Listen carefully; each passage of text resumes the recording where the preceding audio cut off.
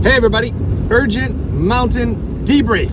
Let's get into it. We got a lot to talk about here today. It is January the 16th. Unbelievable. 2 days of ridiculous powder snow. Mega storm, huge storm, low temperatures in the valley, -8. Up on the mountain yesterday it was like -15, super windy, like harsh conditions yesterday, really harsh, deep on the course. I did not go up yesterday, so I can't speak from personal experience, but looking at the footage that I saw on the old Insta, it looked deep.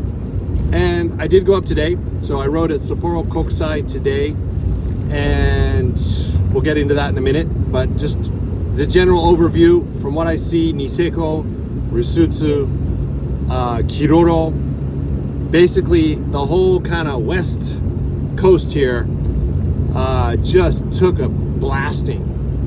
And yesterday evening I did a little live report as I was driving in my car on Instagram, as it was just snowing super hard. I went shopping in the city and it was snowing equally as hard in the city, or southern area of Sapporo, as it was at my place in the mountains.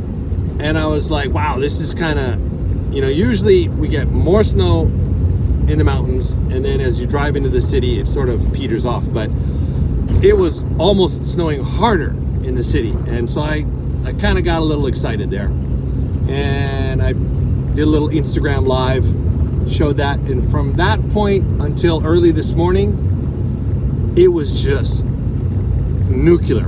It just snowed all night. I woke up extra early because I had to get up on the mountain early, and I knew there would be some snow clearing to do. There was 40 centimeters in my front yard, and from the sounds of it, Sapporo city, pretty much everywhere got the same amount of snow. Like, I'd say 30 to 40 centimeters pretty much all over. So schools got delayed. I'm sure bus service was disrupted. It's a huge deal when it snows that much in a city of 2 million people. Sapporo is this crazy town. 2 million people. It's a pretty big city. And, it gets like mega deep snowfalls a couple times a year. And it's very disruptive. A lot of people, because they can't take the bus or the train, or stuff happens, suddenly they decide they need to go in their car. So it's crazy traffic jams everywhere. So I hope everybody was able to get to where they needed to go safely today. So that was the situation in the city. Up on the hill today at Sapporo KOKUSAI, it was some incredible snow.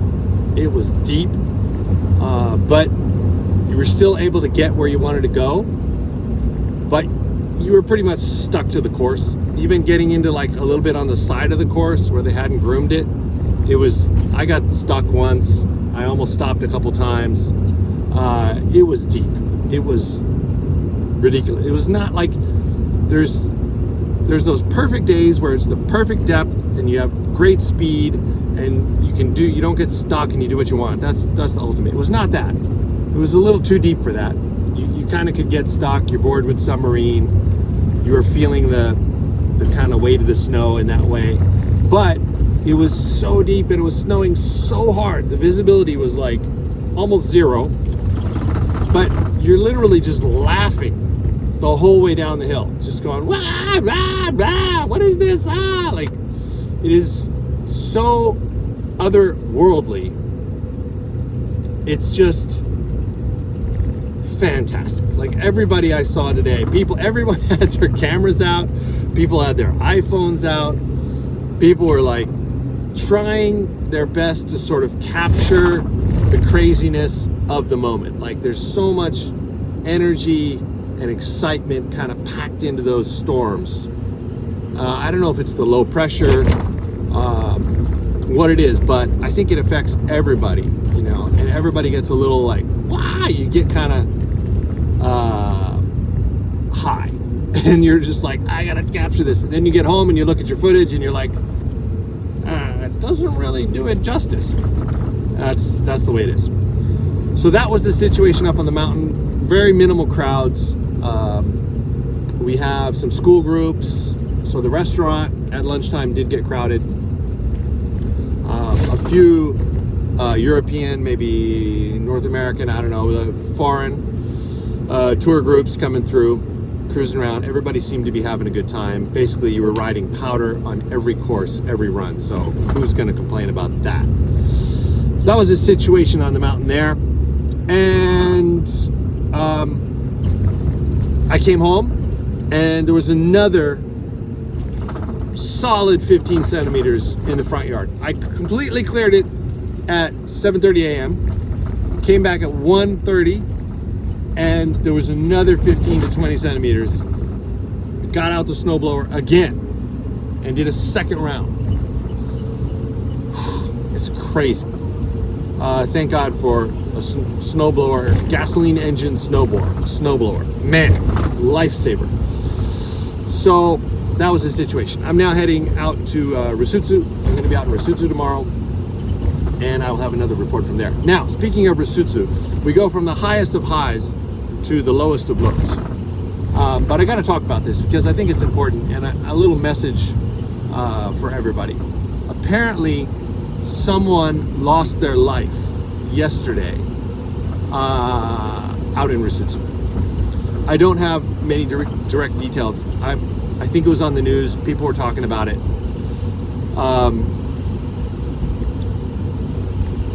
I don't think it was not an avalanche scenario. It was something about someone getting like stuck in the snow, probably head down. And in that kind of situation, it's like getting caught in a tree well or falling into like a creek, or there's those situations where you can get upside down in really deep snow, and you can't move, you can't get out, you can't get your bindings off, you can't get your skis loose, whatever. Maybe you start to panic. Eventually, you can suffocate and die. So, I don't know exactly what happened. I don't have the details, but that's what I was told. People who saw the news or heard the news. Now, terrible. It's terrible. It's terrible news.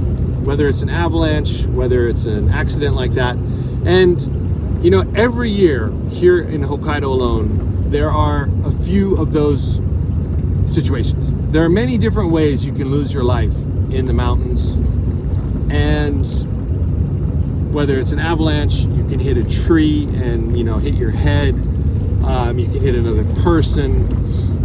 There's situations where people just, obviously get lost, go off course, get lost, hypothermia. I mean, there's all kinds of, terrible things that can happen.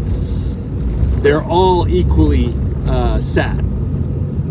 Someone was out there having a good day, trying to have fun, just, enjoying their moment in the snow, and it comes to a terrible, terrible ending like that. So, whenever I hear stuff like that, I think everybody kind of gets bummed out. The only thing I would like to say, and I think this is important for everybody to, a little reminder, and I heard it today. At the top of the mountain, there was a group of foreigners, and they were all getting ready to go. Obviously, they don't know the mountain well. Maybe they have a guide, but we're talking about 6 to 8 people, and maybe only one of them kind of knows the mountain. And the guy was like, okay, pick a buddy, make a buddy system, have a buddy, and we're gonna go, and visibility's bad if we don't see each other, and we get separated, we just meet at the bottom. It was like a little talk going on before they dropped in. And I was like, well, that's good, because that's exactly what you should always be doing. Now, I don't think in general people take that stuff serious enough. The old pick a buddy, have a buddy system, yeah, okay, you and me, whatever. But are you really keeping an eye on each other the whole way down? That's what I want to say. Over many years of doing this and riding in the backcountry and the side country and having little kids and teaching them to ski and snowboard and getting into trying to get into the woods, and I look back all the time. Like, it's just a habit. Like, every 50 meters or whatever, like whenever there's a chance that I don't have to be looking forward, I'm glancing back to see if everybody's there. That's the way you need to ride when you're riding off the patrolled, groomed courses. If you're on the patrolled, groomed course, there's a ton of people there. If something happens to your friends, someone else might stop and help them out, etc. But as soon as you're in the woods, as soon as you're off the course, you're in one of these unpatrolled zones, man, you need to just look out for your friends. Like, way more than you probably do right now. And I've been in those situations where I get left behind. I've been in situations years ago where maybe I left someone behind and then they got crashed and didn't come, and we started to get worried, and we're trying to hike up to see where they are, and it's a nightmare. Trying to hike up a hill in waist-deep snow is impossible. Like, you will not get there in time to save your friend. You will not get there in time to save your friend. So I just would like to say that everybody should be more aware and more conscious of their riding partners, whether you know them well or you just met them on that day or whatever it is. Like, you need to be keeping an eye on each other way more, because shit happens.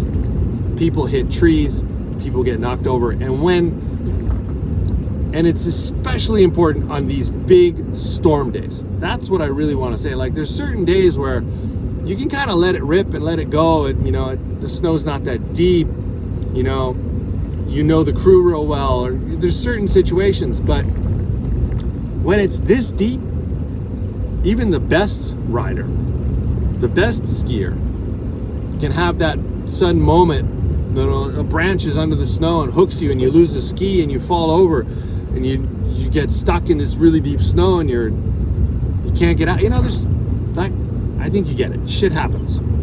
So I would just like to say to everybody,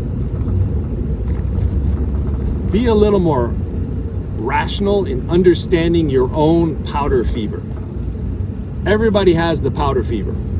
And when it's deep and it's dumping and you've spent thousands of dollars to travel thousands of miles to come here and enjoy this stuff, and you're just amping, everybody's like, oh, let's go, I want to ride this shit.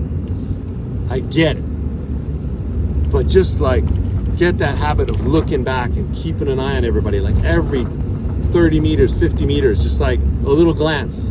Just make sure your buddy's there, because 200 meters away in crazy deep snow, it's going to take you ages to hike back up and try to find your friend. So that's my message. Try to keep it in control, because it's just really sad to hear that someone has lost their life having fun doing what we all love to do so much, skiing and snowboarding. Nobody deserves that. Okay, so that's my little message. Share that with your friends. And that's my mountain debrief for today. Man, I've driven out of the storm. This is incredible. I've come up the mountain and crazy snowing back at my house still, and up here, perfectly clear skies. This is wild. It must be one of those inversions where the bad weather goes low into the valley and up high here. Yeah, see, it's minus 11 degrees. It's colder up here. Okay, hope you enjoyed that. Sorry for the heavy commentary there, but some things need to be said. And let me know, as always, your opinion, your comments, your questions. I appreciate it, and there'll be some more riding videos coming soon. Drive safe.